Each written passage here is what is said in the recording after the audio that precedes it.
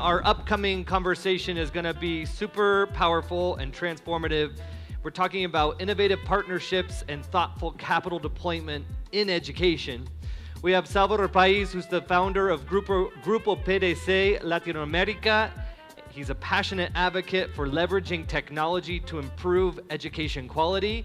And joining him is Celina de Sola, who's the co-founder and president of Glasswing International. He's a social entrepreneur with decades of experience driving positive youth development across Latin America, okay? So in their talk, they're gonna explore how philanthropy and private capital can be designed to create lasting systemic change in educational systems that's shaping a future full of opportunity and hope. You see those images of those kids with those big smiles on their face, it's just contagious. So I'm handing it over to you two to continue the positive impact. Please welcome them to the stage.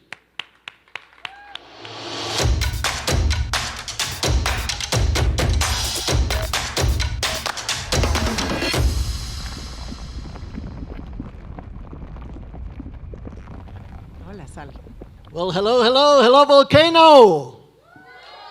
Hi, everyone. So this is very exciting to have an opportunity to have a chat with my dear friend Celina, somebody I admire so much, that has done so much, transformed so many lives.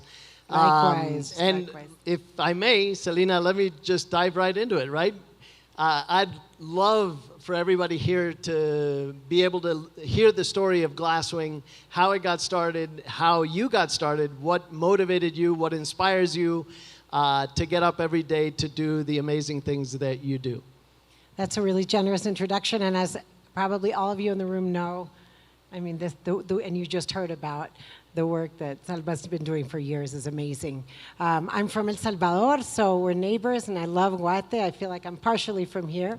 I'll say really quickly, I think at the end of the day, and probably the reason that most of us are in the room is that I think we just came together with other founders and volunteers because our circumstances shouldn't really determine what we have access to and what we're able to do, right? So I think that belief in the fact that everybody's got the same potential but not the same opportunities is what got us really started, and we started as volunteers, and now we work in 11 countries. We have a team of like 500 people now we work in education, mental health, and economic opportunity in maybe mainly Latin America, and I think a lot of that has to do also with powering it with volunteers that are super committed. But we're trying to, like you and like we just saw in the presentation, and probably most of you, give everybody a fair shot, right? That whoever we can support to do that.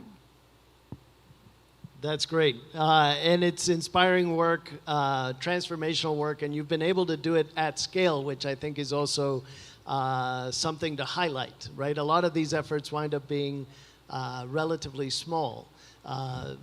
Can you tell us a little bit about how did you dream it was ever going to get to be of this scale and magnitude, or did you start smaller and grow into it? I mean, we started as volunteers, right? It was super small. I think a lot of the, and you know this from your work, Salma, that to grow, we really need to partner. So we'll probably get into it more later, but I think a lot of the work that we've been focusing on is how we can partner with philanthropy, with individuals, with corporations, and with governments in a nonpartisan, independent way, how we really can leverage that to scale, because there's no single organization that really can do anything. So it's almost like, how do you go deep as an organization and learn? And you were just talking about this municipality that's 10 minutes away. How do you learn, and then you can prove that something works, right? It's like R&D, really, in many ways. So I'd love to hear from you too, Salva, because I'd love to hear what drives you, because at the end, I think that's what helps you navigate the adversity that the panel before us was also talking about. For sure, and in our case, I guess the inspiration came with my father, unfortunately, traveling to El Salvador, passed away in an aircraft accident, but it was a mission really to learn what Fusades was doing well in El Salvador and bring those learnings back to Guatemala. So the fact that you know, my father passed away in a kind of country development mission, prompted my mother, my siblings, and myself to say we have to do something to continue that vision and that legacy. He was also quite techie. I was telling folks earlier, the very first computer servers that came into this country to do credit card processing, my dad brought in.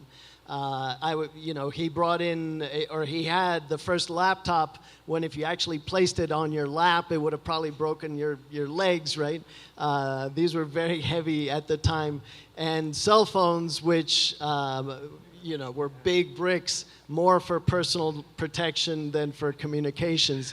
So I would say that he was the inspiration in our case to do something which combined all of those things, right? Technology, the country's development, and also education. He was passionate about education. He was a college professor on his free time at Marroquín University. By the way, one of the 5 founders, Gabriel Delgado, spoke about Marroquín University earlier. One of the first 5 teachers at Marroquín was my dad. So something that combined all of those things, that's what gave birth to FUNCEPA. But I have to be honest, we thought we were going to do a couple of school computer labs, 5, 10 computer labs. And the Minister of Education at the time says, why 5 or 10? Why not do them all? Go everywhere. Why not? Yeah, that's exciting though, right? If there's enthusiasm, I think. Yeah, kudos. Yeah, I think that's like the sweet spot when you can get kind of all these different sectors aligned around something, around building. We were talking about this earlier with Salva, like how do we build the human capital and the workforce that we need, and at the same time, how do we build just good people, good citizens, and how as organizations, it's a really exciting space to work in. It's exciting, but it's also tough, and I don't want to give the wrong impression. I know that there's a lot of change makers here in the audience. I wonder, Celina, if you can share a little bit about some of those challenges along the way and how you have overcome them, and any advice you can give to all of these change makers in the room as to how to approach these problems and how to overcome the challenges that certainly come with the territory that we're in. Yeah, I mean, the challenges, I think, as entrepreneurs, right? So whether you're in a for-profit or nonprofit, I think the challenges of entrepreneurship aren't all that different across sectors, except when you don't generate revenue for profit, there's obviously a whole other dimension. I think one of the things that's helped us, we just lost this year, for example, I mentioned we have a team of 500 people and thousands of volunteers, and we just lost 40% of our funding just now, right, with the development aid. So it was a huge blow. You have to, reduce your team, and I think it's really being agile and ready to pivot when you have to recover and stay the course and make sure that you're programming and diversify your funding. For us, it's been really important to try to keep our funding diversified, stay independent from partisan or political things, and have a really committed team. I think that's been one of the things that for us, because when one of you is feeling super frustrated or you want to put your head in the sand for a bit, you need other people that are kind of going to be able to keep their head out of the sand while yours is in the sand. So I think from a kind of organizational culture standpoint, that's been something that's helped us a lot. And then just pivoting, like how else can you generate revenue that's still aligned with your values and your goals as an organization? Yeah, no, we feel your pain and we're right there with you. I think that change is a constant in this field that we're in. I was just doing the math. We have lived through 10 ministers of education in the 21 years that FUNCEPA has been active, right? And how do you create a partnership? How do you drive change? How do you get any sort of commitment, or how do you get anything done when you have that kind of change and that kind of volatility in your public sector counterpart, right? Yeah, I think that's a huge challenge. I mean, this is something that all of us, again, I think many of you are also probably facing, or when the Minister of Education, like you said, they change mid-administration. We work with the Ministries of Health too, And it's just remembering that within the government institutions, there are people, from our experience that stay within they're public servants. So public servants outlive, right? Ministers are appointed. So I think a lot of it's assuming that what we're doing is response to a demand within this public sector or something that this government's interested in as an entity, a bigger entity. How do we stay connected enough at the operational level so when the political appointees change, there's still that connection with the people who are doing the work every single day in the schools, in the health facilities, in the communities, municipalities. So I don't know. How about you? What have you, I imagine is pretty similar with the work that Fonsepa is doing. No, of course. I would say a couple things. I would say that, let me start by saying ignorance is bliss. We had no idea what we were doing on the nonprofit space when we started. And I think that was, at the end of the day, a blessing. We brought to the nonprofit space what we were doing on the business side. Defining the addressable market clearly, bootstrapping for cash, really applying efficiency metrics to day-to-day operations, right? So I think bringing that business lens to the nonprofit side, I think has been incredibly helpful. The other thing that I would say in terms of practical advice that I have found very valuable in this space is the whole system dynamics. I was fortunate to take the course at MIT.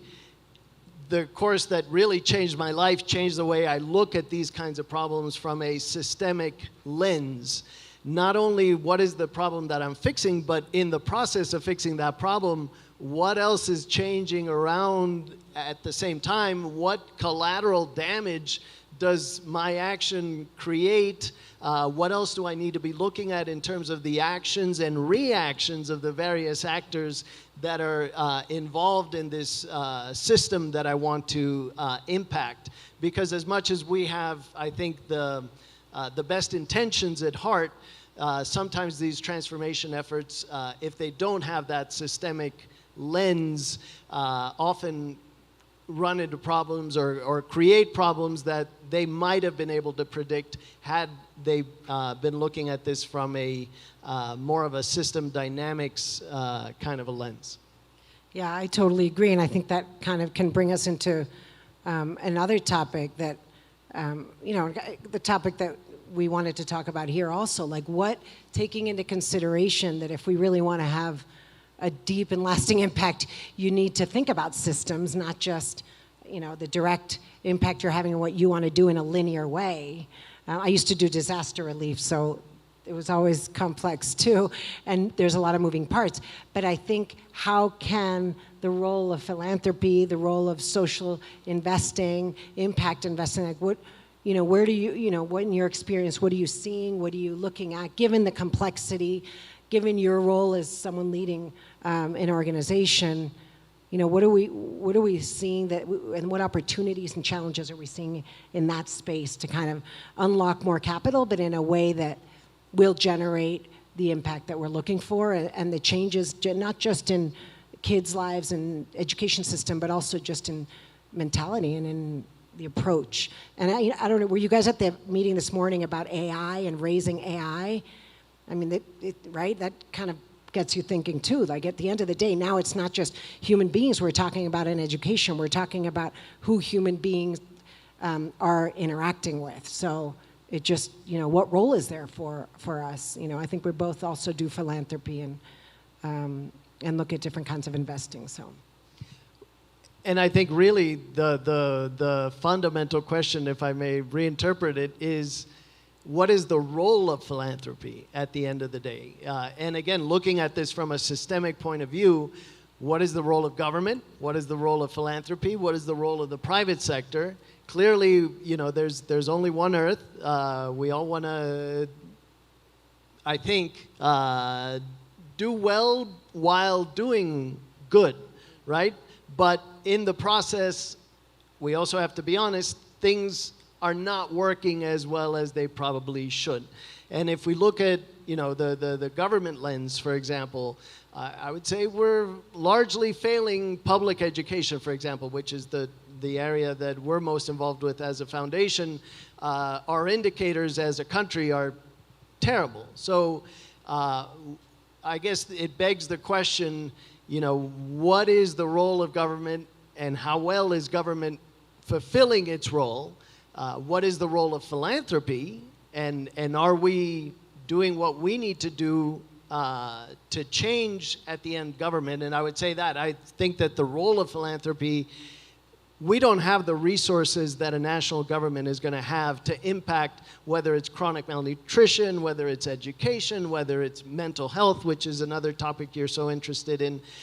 All of those things, I think philanthropy has a role in experimentation, in really trying to innovate. And you said being entrepreneurs to address a problem and solve a problem, being that incubator that can then lead to, whether it's a for-profit startup or a government intervention that can continue building on that experience and those roles and that, on that experiment and the proven experiment that philanthropy started.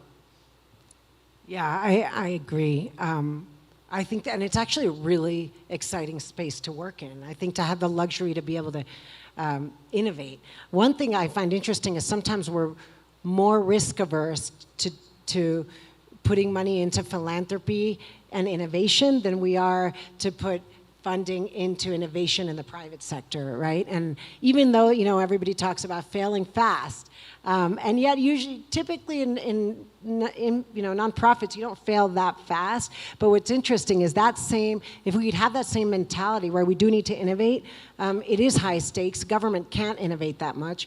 So I think that's an exciting space. It's also a space where we can all get really involved, right? You can bring your expertise, each of you, to the table, especially if you bring expertise as entrepreneurs in other sectors, whether it's in tech or finance or whatever sector, the arts. I think we've worked a lot in that space, in education also, and in mental health, right? We were seeing kids weren't learning. Your brain can't access learning if you aren't okay, and you also can't be a good teacher or a good nurse if you're not okay. So I think one of the things that we think about a lot is where are the leverage points, and where are those leverage points that we need more investment and more understanding, more evaluations, more research. And by the way, we don't always have to pay the research. We partner with the World Bank or other researchers, universities. So it's neat to be able to kind of bring those partners in and do evaluations that are funded by a third independent entity, which gives you a more independent result and contextualized to each country. But I think that, I know that we're both looking at kind of the delivery of care, like the teacher, the doctor, and I think that's a really exciting place, because you can't get to the scale, definitely can't get to scale if you're not working with the educators or the service providers. So. But I think it has to do with holding ourselves accountable. And I don't think we're doing that enough as a society, and governments to be held accountable for the role and the jobs that governments are supposed to do, but philanthropy is also being held accountable for the dollars that are being entrusted to us. Are we generating, and I use business jargon because it's the only thing I know really, the return on investment of what we're putting into that cause and into that philanthropy or philanthropic organization, right? And how do we hold ourselves accountable? Are we really moving the needle on that particular topic that we're trying to address? And are we doing it more effectively than the next intervention, right? And I love that failing fast, and that concept is, I think, a concept that belongs in philanthropy, at least for situations like education and computing and all of those things. Businesses, obviously, we're going to try to solve and address a problem, but we're always going to try to sell our product, right? I think philanthropy might be in a position to evaluate 3, 4, 5 different solutions in order to determine which one of these 5 solutions really has the highest return on investment in practice in the national context, right? Which is something very different, what happens in India or what happens in Egypt than what happens in Guatemala or El Salvador, right? So governments are wired to deliver, and if ministers don't deliver on the funds that are being executed, then they get in problems, right? The public controller's office will come by and say, hey, these funds that you bought this computer system or you bought these computers, it turns out these computers don't work well in our country. So that's where I see the real role of philanthropy as that cartilage between two very big bones, I totally the big agree. bone of government, the big bone of private sector, and philanthropy, I think, has a really key role as that cartilage that makes that joint work that much better.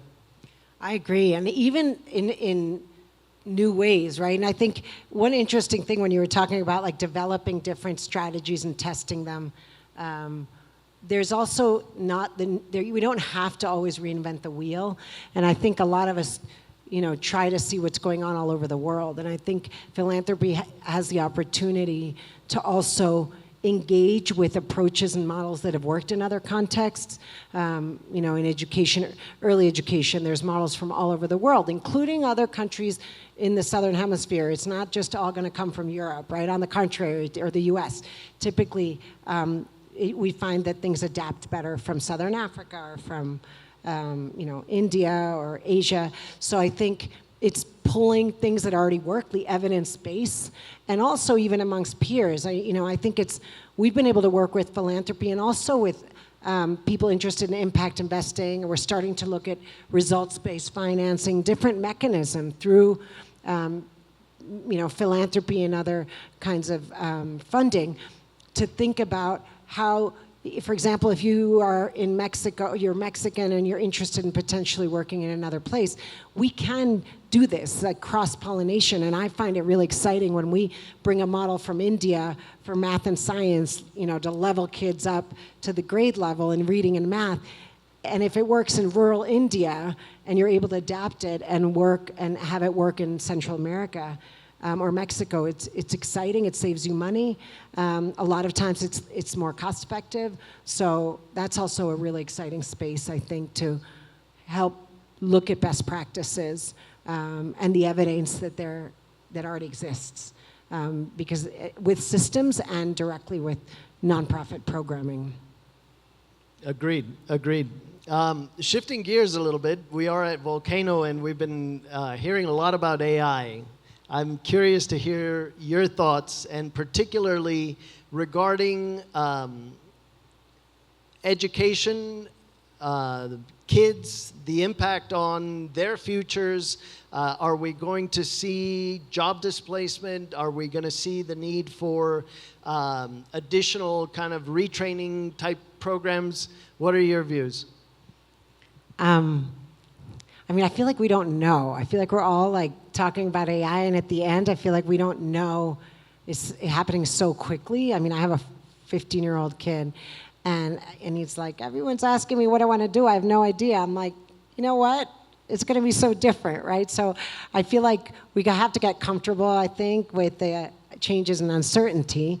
I don't have a good answer for that, except to say that, and this comes, I think, from a bias from working in mental health, except that I am concerned about the move towards all AI or only AI for learning, and understanding that stress and trauma and kids impacted by stress and trauma, the best way to address that is through a human connection, a caring adult figure. So we've been looking a lot at technology for training, like a training tool, and yes, as a tool for learning, but not as a substitute.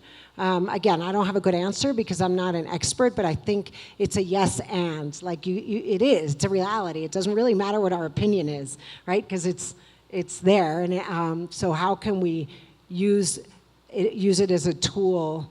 We're all reading these articles, MIT publishing what it does to the brain when you use ChatGPT, all these things. ChatGPT instead of writing in a notebook.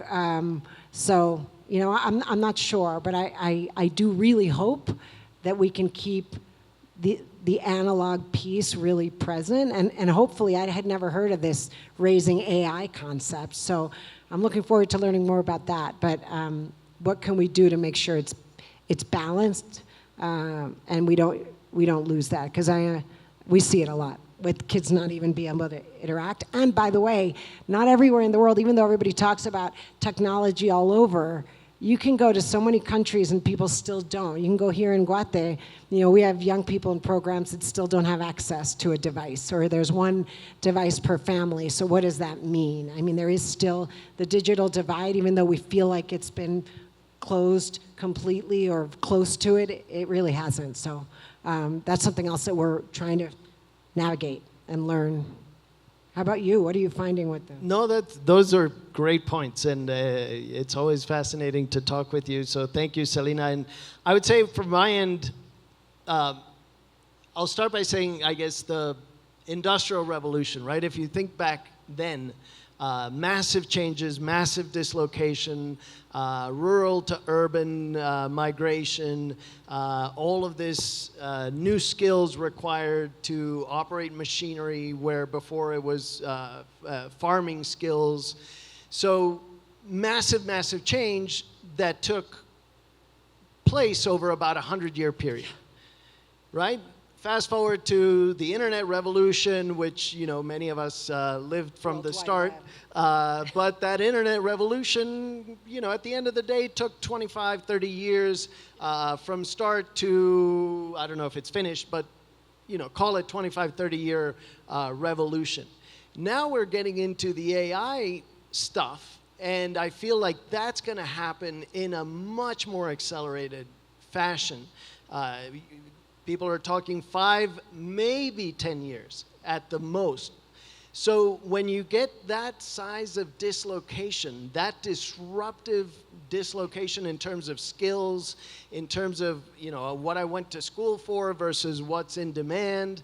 You know, my son asks, he's about to go to college, and he says, what do I study that's AI proof, right? And if anybody has the answer to that one, I'd be very grateful. But I think that is really the key question. How are we all as a society, and philanthropies in particular, going to help address and help navigate this disruptive effect in the short term? I tend to be an optimist, and I love Peter Diamandis and all of these abundance type theories, and I certainly think that that's where we'll end up. But in the very short term, you know, if I went to study something that was applicable in the, you know, the whatever it is, legal computer programming even, they're saying is going to get automated through AI, how do I shift into something that will be useful, and new competencies and new skill sets that will be useful? And I think that that's where, again, philanthropy hopefully will have a very important, if not outsized, role in the experimentation, in really holding ourselves accountable as to how do we help society navigate through this latest wave of revolutionary change, if you will. Yeah, I agree. I mean, again, I don't have the answers either, but I think, I hope you're right. I hope we do, and I do. I think we're going to learn, and we just have to figure out how to capitalize on it, and see what's happening and listen to young people. I think we need to go back and ask young people a lot and more often. I think at least that'll help us figure out what, you know, from their perspective also, because they're going to be driving a lot of that, right? Like the leadership. Young leaders, future leaders. No, absolutely. And what's next? What's your next big project? I think we're looking a lot, given having worked in, I'm a social worker and backgrounds in public health and mental health, and we're looking at kind of that intersection. I alluded to it earlier of how do you invest in or create conditions to develop good humans, good people, good citizens that are active and engaged in their communities and countries, also, accessing and optimizing education through AI and learning. But we're really looking at youth service, like how to keep kids connected so they don't lose the skills that AI can't replace, right? Like the social and emotional skills, the knowing how to talk to each other and look each other in the eye, not use Snapchat or whatever, TikTok, whatever it is they use. So I think we're looking at youth development, civic engagement, youth leadership, and underpinning that with just well-being and mental health. And I don't mean from a clinical standpoint, I just mean from the neuroscience, the basic well-being, so you can access all these other opportunities and stay in your job, stay in school. So we're really focusing on that by training people in public service, teachers, doctors, nurses, police officers, like who's engaging, and the community generally to understand what it means to be well, what it means to not be well, and how to manage your own stress, your emotions, and optimize your development. Very, very important in the age of swipe left or swipe right. So absolutely, Celina. How about you? What's next? Well, they say that if you make a commitment publicly, you're now having to hold yourself accountable again to that public commitment. So I wanted to make an announcement of our public commitment of the next big thing, the big, hairy, audacious goal for FUNCEPA, which is being the first country that certifies 100% of its public school teachers using an AI-powered teacher training application. And we think we can do that in a relatively short amount of time. We think we can do that cost effectively. And we do know that we cannot do that alone. So the one thing I would say and ask is any help, any ideas, anything that anybody here can contribute. We know that we can go fast if we go alone. We can go a lot further if we all work together. So from now, again, I'd like to invite everybody and anybody in this room that is interested in education, that believes that teachers have a role in education, to help us fulfill this vision of certifying 100% of our public school teachers using an AI-powered app. Awesome. Thank you. Thank you.